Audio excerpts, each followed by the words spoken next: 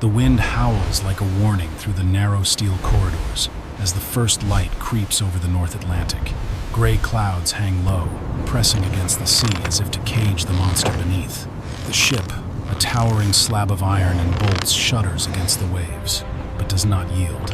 On deck, the fishermen move with quiet determination, their breath steaming in the cold morning air. Rubber boots thud against the metal floor. Hands pull thick cables with practiced rhythm, and eyes scan the horizon, not for land, but for something far more elusive. These men are not chasing profit. They are chasing legend. Wrapped in waterproof overalls, their faces weathered like driftwood, they prepare not for a job, but for combat. The ocean, vast and indifferent, offers no guarantees. Every journey out here begins with a silent pact. You may not return, yet still they come, driven by memory, by hunger, by a fire older than fear. Beneath them, the water churns with mystery. Somewhere in the ink-black depths, a giant waits. They don't speak of it aloud, but they feel it, in their hands, in their guts, in the way the sea seems to pulse underfoot. This is the beginning not of a routine fishing trip, but of a confrontation between myth and muscle, between steel and instinct, the kind of battle that carves itself into memory or disappears beneath the waves forever. Below deck, the air is thick with diesel and determination. The fluorescent lights flicker overhead as hands move swiftly, checking winches, coiling lines, tightening bolts. Every clang of metal echoes like a war drum. There's no room for error here. Every latch must hold. Every knot must bite. Because out there, the ocean does not forgive. The crew moves in a dance honed by years, some by decade. The youngest among them barely speak, absorbing the silent rituals of the seasoned, how to feel tension through the soles of your boots, how to hear danger in the pitch of the wind. A crate slams shut, a gauge is checked, a cable clicks into place with finality. These preparations are not just technical, they're ancestral, passed down from grandfathers who sailed wooden boats into gales, who returned with hands cracked and eyes bright. The smell of salt sneaks in through the hull, mingling with sweat and grease. Outside, waves slap the steel skin of the ship like impatient fists, yet no one flinches. The men here do not conquer the sea, they negotiate with it. Each bolt and brace an offering. Above, the wind rises. A storm might be coming, but so might the beast. And whether it takes 10 minutes or 10 hours, they know. When the moment comes, everything must hold. The sonar pulses in rhythmic waves, casting blue glows across the crew's faces in the dim control room. A thin green line trembles, then flares. At first, it's just another shadow, but then it thickens, elongates, and holds steady. A shape too large to be a school, too deliberate to be drifting silt. Silence falls as the men lean in. The screen reveals what they all hoped for, yet dared not name. A dense, oval mass moving slowly through the deep. The giant grouper, a creature as much myth as biology, 2 meters long, hundreds of kilos, older perhaps than some of the men watching it. It glides like a submarine ghost, disappearing and reappearing in sonar flashes. The captain's voice, calm but edged with tension, cuts through. Mark it. Below deck, adrenaline ignites. Ropes are checked again. Harpoons laid out. Bait barrels prepped. There's no cheering, just the quiet, focused energy of men who know they're about to test everything they've trained for. The ocean outside churns restlessly, as if aware. One wrong move and the signal will vanish, lost to the abyss. But for now, they have a fix. A single glowing echo in the dark, calling them toward a moment that could change everything. A sharp blast from the whistle cuts through the wind. The command has been given. On the rear deck, men spring into motion with mechanical precision. The bait line, thick as a man's wrist, groans as it uncoils, spiraling down the rust-red chute and vanishing into the abyss below. Weighted with steel and sacrifice, it sinks like a silent messenger into a world with no light, no sound, and no mercy. Time begins to stretch, elongating like the cable itself. On deck, the crew waits not idly, but in a taut silence filled with breath held too long and eyes fixed too hard. Some lean on the railing, peering into the cold, black mirror of the Atlantic. Others stand back, muscles tensed, hands gripping the winch controls like trigger-happy soldiers. Beneath them, The bait drifts downward, deeper and deeper, entering the thermal void where even sound seems to vanish. This is the place where sunlight dies and giants live. The line hums faintly, a whisper against the hull. Every fisherman feels it in his spine, the eerie stillness that comes just before a storm or an attack. Then, a jolt, subtle but unmistakable. A change in tension, like a breath being drawn from below. They don't speak it yet, but every man knows something down there just moved. It happens fast, too fast for the mind to register, but just slow enough for the gut to feel it. The cable jerks violently. Metal screams as the winch strains. "He's on!" someone yells, but the roar of the ocean swallows the words. The deck erupts. Men surge toward their stations, boots skidding on wet steel, eyes wide with alertness, not fear. The line whines as it stretches to its limit, slicing through the rollers like a violin string pulled too tight. Below, unseen in the watery dark, the grouper thrashes with prehistoric strength, testing every inch of cable and every ounce of resolve. The ship lists slightly with the force, groaning as if it too has been hooked. Machinery rattles into motion. The winch growls.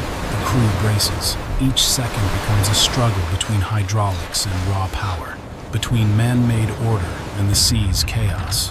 This is no ordinary fish. This is a living relic, a beast forged in the black silence of the deep, pulling back with every muscle of a 100-kilo body. The line dips again. A heartbeat skips. Then a second pull deeper, angrier. Tension builds, not just in the cable, but in every jaw clenched, every hand gripping railing. The battle has begun, and nothing is letting go. The deck becomes a war zone of motion and noise. Rain lashes sideways, whipped by gusts that threaten to rip the breath from your lungs. The cable thrums like a living thing, pulled taut to near breaking. Beneath the waves, the giant grouper is fighting with the fury of a creature that has never known defeat. Its colossal body thrashes in spirals, displacing thousands of gallons with every turn, its tail slicing through the dark like a blade. Up above, the crew adjusts, reacts, adapts. One wrong pull and the line snaps. One slip and a man is overboard. But there's no panic, only focus. Voices rise in short, sharp commands. "Hold steady. Ease it. No, now." The winch hammers forward, dragging line and meter by grueling meter. The ship pitches and groans, steel joints straining with each tug, somewhere between man and machine.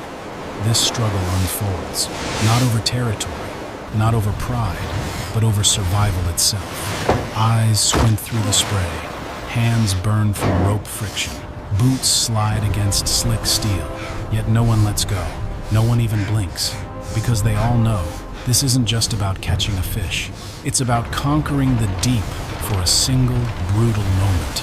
And the deep, furious, and relentless is not letting go easily. A signal is shouted short, sharp, final, spears.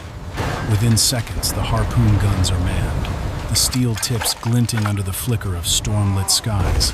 Down below, the line pulls again violently. Now, with a deafening hiss, the harpoons are released. They vanish into the sea with terrifying grace, then impact. The water erupts into chaos, geysers of spray and red foam bursting upward as the steel tips find their mark. The grouper's rage explodes in return. It thrashes with seismic force, sending shockwaves up the line and across the deck. Men stagger back, boots skidding, but they hold. The ocean feels alive, breathing and screaming and bleeding. The fish dives again, harpoons embedded, pulling the ship forward like a possessed leviathan. The wind howls louder, the engines strain. Salt, blood, and sweat merge into a single taste on every lip, but no one yields. With every turn of the winch, with every shouted command, the balance shifts. It's a deadly tug of war between instinct and intent, between the deep's fiercest creation and the will of men forged in brine and hardship. For a moment, all that exists is the line, the pull, the boiling sea, and the truth that someone, or something, will break. The battle has stretched into aching silence.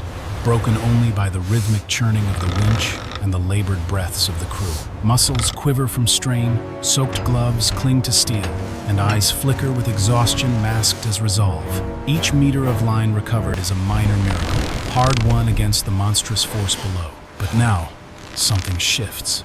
The tension eases not slack, but surrender. The grouper is tiring. The line grows heavier, not with struggle, but with the sheer weight of what's rising. Then someone shouts. A shadow emerges beneath the surface, vast and dark, distorting the water like an ancient ruin being pulled from the deep. The first glimpse sends a shiver down every spine. The beast is real, and it's massive. As the head breaches, water cascades down its armored sides, gills flaring like old bellows, eyes black and bottomless. The deck explodes into motion. Nets fly, hooks are secured. The winch groans under the final strain. Now, the captain barks. With one last heave, the grouper thuds onto the deck, a thunderclap of scale and muscle. It doesn't thrash, it trembles, and then stills. Around it, no one cheers. They simply stare, drained, drenched, and stunned by what they've done. The giant is aboard. The war, for now, is over. It lies sprawled across the steel deck like a relic from a forgotten world, immense, glistening, otherworldly. The giant grouper's skin is mottled with deep greens and slate grays, tough as bark and thick as armor. Its eyes, wide and unblinking, seem to hold the secrets of centuries spent wandering the abyss. Men gather around it, reverent. No one speaks above a whisper. One kneels to measure its length, over 2 meters. Another runs gloved fingers along the jaw, wide enough to swallow a man's arm whole. Cameras flash, not out of vanity, but as proof. This happened. They found it. They faced it. They won. A sheet of ice is dragged across its flank, beginning the long process of preservation. But this moment, this frozen hush after the storm is sacred. The beast is more than just a trophy. It is a symbol of endurance, of tradition, of the razor-thin line between domination and disaster. For the crew, it marks a lifetime condensed into a single confrontation. For the sea, it is the rare moment where it relinquishes one of its titans, not to death, but to memory. And for those who will see the photos, hear the story, and trace the scars on the winch cables, it will become legend. Cold steam curls upward as the ice is packed tight around the grouper's colossal frame. Shovels scrape the metal deck, layering it like snow over a fallen warrior. The air smells of iron, salt, and silence. Around the creature, men move with a quiet solemnity, not out of fatigue alone, but respect. This isn't just preservation for transport, it's ritual. They encase the beast slowly, reverently, as if sealing away something sacred. The ship creaks as it settles, like a sigh after holding its breath for too long. Boots echo less urgently now. The adrenaline has drained, leaving behind only aching joints and bruised palms. Some lean on railings, faces turned to the horizon streaked with gray. Others light cigarettes with trembling hands, watching smoke mingle with sea mist. Below deck, the tools are cleaned, blades resheathed, cables coiled once more. The storm has passed, yet what lingers isn't victory, it's stillness, a rare, golden pause between chaos and return. Somewhere deep within each man, a quiet pride glows not for having dominated nature, but for having survived its test. The ice hardens, locking the grouper in suspended stillness. Above it, the deck remains damp, scarred by the battle, and all around, the Atlantic rolls on, as if none of it ever happened. The harbor looms through a veil of mist, cranes jutting like skeletal arms against the skyline. As the vessel approaches, its groaning hull brushed by the gentler waters of the port, a different rhythm takes hold, one of clanging machinery, shouted orders, and the heavy hum of commerce. Yet amid the motion, the arrival of this ship carries a weight that stills conversations and draws glances. The news has traveled ahead. The giant has been caught. Dock workers gather near the ramp, eyes widening as the grouper emerges from the cold hold, encased in glistening white ice. Forklifts groan under its weight. Vendors momentarily pause their bartering to catch a glimpse. For them, it's a marvel, a rarity from the edge of the known sea. Cameras flash, Children point, but the fishermen remain quiet. To them, this isn't performance. It's the final step of a promise fulfilled. The grouper is transferred, measured again, tagged, and slid into processing bays. And still, the image lingers. A beast that once ruled the depths, now suspended in frost, its mouth frozen open as if exhaling the final breath of the abyss. In a world chasing speed and profit, this moment cuts through, reminding all who witness it that the sea still holds legends.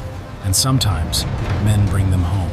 The deck is nearly bare now, the puddles of brine slowly drying under the morning sunday. The roar of the winches has faded into memory, replaced by the distant clatter of forklifts and the cries of seagulls circling above. Hoses snake across the floor, washing away blood, mud, and fragments of ice, but not the weight of what just transpired. The men linger, not out of duty, but reflection. Some sit with backs against the bulkhead, staring at their hands calloused, raw, but steady. Others gather in wordless circles, eyes cast over the harbor, as if unsure how to re-enter a world that didn't fight the same battle they did. The sea gave, and the sea took, and now it recedes behind them like a closing curtain. The scent of fish still clings to every thread of their clothes. The salt has etched itself into their skin, but what marks them most cannot be seen. It's in the silence, in the slowness of their breath, in the way they look at the water now. The grouper may be gone, boxed in ice and bound for distant markets, but its presence remains, stitched into the rhythm of their blood. What they pulled from the deep wasn't just a creature, it was a memory forged under pressure, a chapter added to a life written in tides. No one boasts as the ship is offloaded. There are no medals handed out, no headlines awaiting, yet the proof is everywhere, etched into bruised shoulders, torn gloves, limping strides. The victory was not clean. One man nurses a wrapped wrist, another has a split lip, and all bear the red lines across their palms where rope bit deep. But no one complains. These wounds are familiar, almost welcome tokens of a battle fought with everything they had. They wear them not with pride, but with quiet acceptance. The sea does not reward the strongest, but the most enduring. Below deck, oil-stained shirts are peeled off, revealing purpled skin and scar tissue that never quite healed from the last trip. In the galley, mugs of coffee shake in tired hands. But the men drink in silence, their gazes far, as if still watching the grouper twist beneath the waves. Out there, pain had a purpose. Every ache was part of a cause larger than themselves. Now, docked and safe, that purpose lingers like phantom weight. The sea gave them a story, but not without cost, and each man knows. By the time the bruises fade, they'll already be thinking about the next one. Because for them, peace is never on land. It waits, aching and wild, just beyond the horizon. The ship departs under a sky streaked with orange and steel, its silhouette shrinking against the vast Atlantic like a memory drifting away. The harbor behind is loud with life, but on deck, there is only stillness. The engine hums low, almost respectfully, as if acknowledging the weight of what's been earned and what's been left behind. Salt clings to the rails, rust mixes with fresh paint, and the smell of the sea is once again all-consuming. The crew leans silently against the hull, eyes not on the past, but the horizon. Out there, beneath the surface, another giant waits, perhaps older, perhaps stronger. The ocean, vast and indifferent, has no memory of victory, no record of defeat. It simply is. But for the men aboard, everything has changed. They return to its depths, not to dominate, but to coexist, to test themselves against its silence, its violence, its unknowable depths. Somewhere in the hull, a faint creak echoes like a heartbeat, and in that rhythm, the truth is clear. The hunt is never over. Because for those born of wind and brine, home is not a place, it's a challenge, a horizon, a storm waiting to be met. The grouper was just one chapter. The sea is the whole story, and it's far from finished. The ship departs under a sky streaked with orange and steel, its silhouette shrinking against the vast Atlantic like a memory drifting away. The harbor behind is loud with life, but on deck, there is only stillness. The engine hums low, almost respectfully, as if acknowledging the weight of what's been earned and what's been left behind. Salt clings to the rails, rust mixes with fresh paint, and the smell of the sea is once again all-consuming. The crew leans silently against the hull, eyes not on the past, but the horizon. Out there, beneath the surface, another giant waits, perhaps older, perhaps stronger. The ocean, vast and indifferent, has no memory of victory, no record of defeat. It simply is. But for the men aboard, everything has changed. They return to its depths, not to dominate, but to coexist, to test themselves against its silence, its violence, its unknowable depths. Somewhere in the hull, a faint creak echoes like a heartbeat, and in that rhythm, the truth is clear. The hunt is never over. Because for those born of wind and brine, home is not a place, it's a challenge, a horizon, a storm waiting to be met. The grouper was just one chapter. The sea is the whole story, and it's far from finished.